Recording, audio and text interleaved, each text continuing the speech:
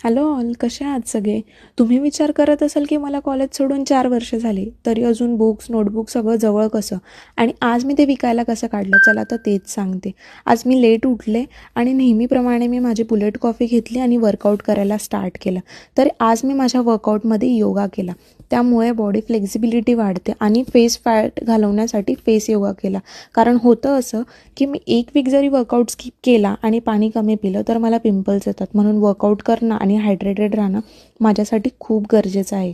Post workout मी वे protein घेतलं.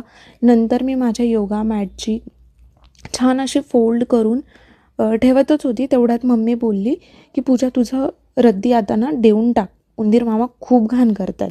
म्हणून मी आज रद्दी काढण्याचा निर्णय घेतला.